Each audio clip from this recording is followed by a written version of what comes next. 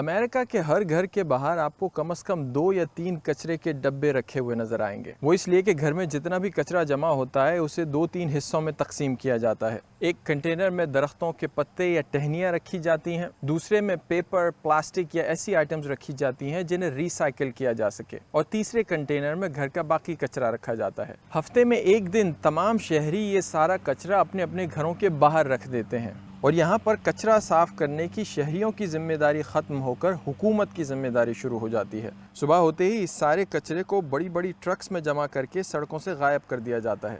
گلی محلوں سے کچرا اٹھانے کا یہ کام شہری حکومتیں یا تو خود کرتی ہیں یا پھر پرائیویٹ کمپنیز کو ٹھیکہ دے دیتی ہیں۔ امریکی وفاقی ادارے انوائرمنٹل پروٹیکشن ایجنسی کے مطابق امریکہ کی سڑکوں سے روزانہ 7 لاکھ ٹن کچرا اٹھایا جاتا ہے، لیکن اس تمام کچرے کو ڈسپوز آف کس طرح کیا جاتا ہے، بتاتا ہوں۔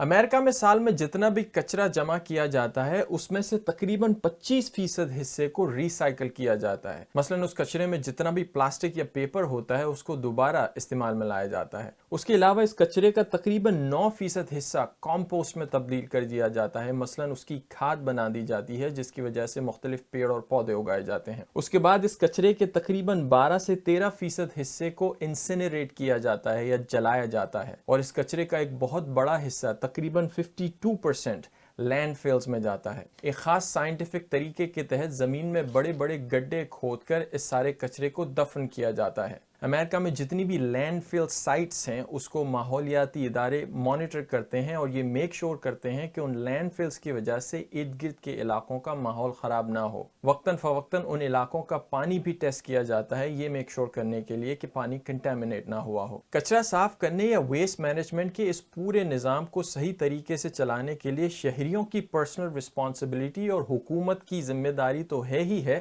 لیکن اس کے علاوہ ایک اور چیز بہت ضروری ہے، اور وہ ہے پیسہ۔ ایک اندازے کے مطابق امریکہ میں ویسٹ مینجمنٹ کی کاسٹ ہے تقریباً $50 پر ٹن، یعنی اگر کسی علاقے سے روزانہ 100 ٹن کچرا اٹھایا جاتا ہے تو وہاں کی کاسٹ ہوگی $5000 روزانہ۔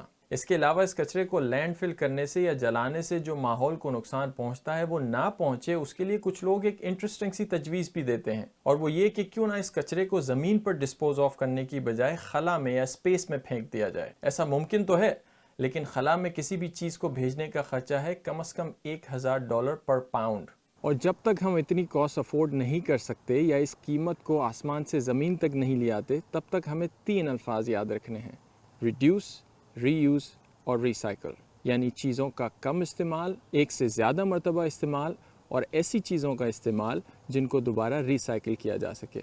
That's it. See you next time.